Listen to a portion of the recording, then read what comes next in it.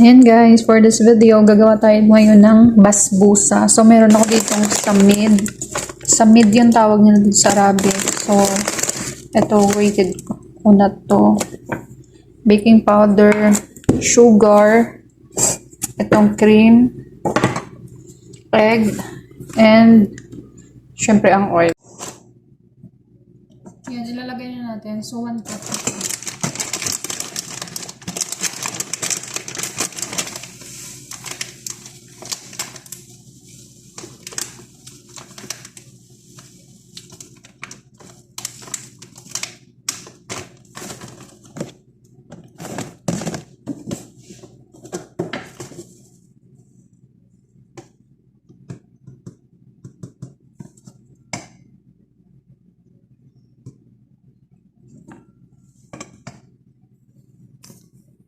So, ito na. Nilagay ko na lahat yung ingredients. So, gumamit ako ng ganitong pantakal.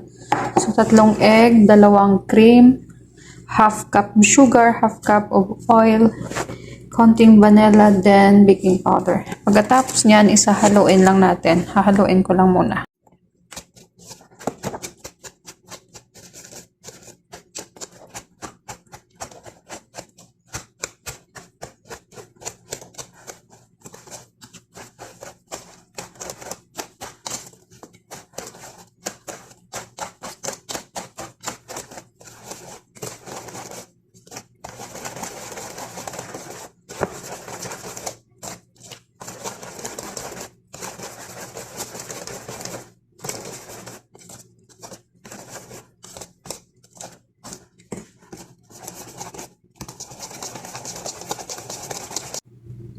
Ito na guys, tapos ko na siyang haluin. So after nyan haluin, ilalagay natin dito sa baking pan. Pero papahiran mo natin ng tahina. Tahina yung tawag namin dito. Ayan, fully covered na siya. So ito transfer lang natin. Ay.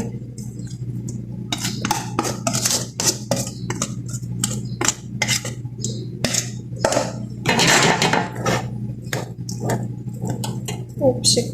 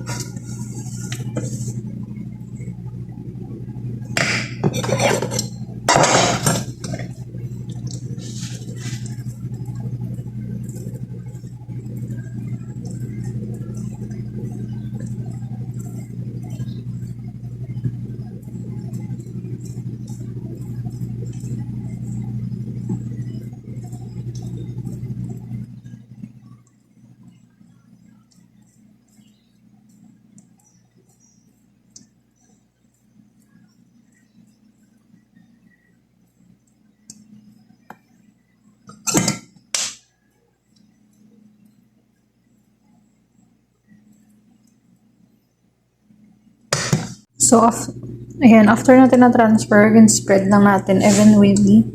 Spread lang natin na maging pantay-pantay lahat. Ayan, tapos i-bake na natin. So, ayan guys, i-bake lang natin ito ng 50 to 80. Dito lang. Then, for 23 minutes. So, after 23 minutes, so, ika-cut natin siya. Habang mainit pa, parang tigas wait lang, cut. So, pagkatapos ng 23 minutes, ito na siya, tapos kinat ko lang siya ha. Ayan. May cutter kasi kami. Next is bubuhusan natin siya ng sauce. This is Bonnie. Siguro, ano lang to siya, milk, then, evap. Ay, evap.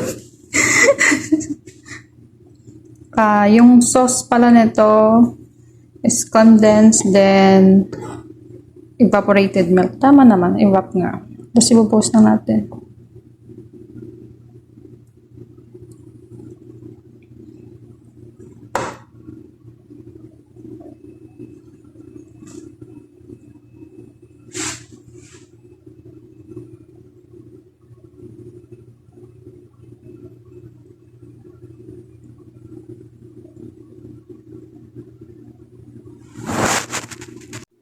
Ayan, tapos ko nalagyan ng sauce. So, ready na to para sa mamaya ang ating basbusa. Papalamigin lang muna natin ng kaunti.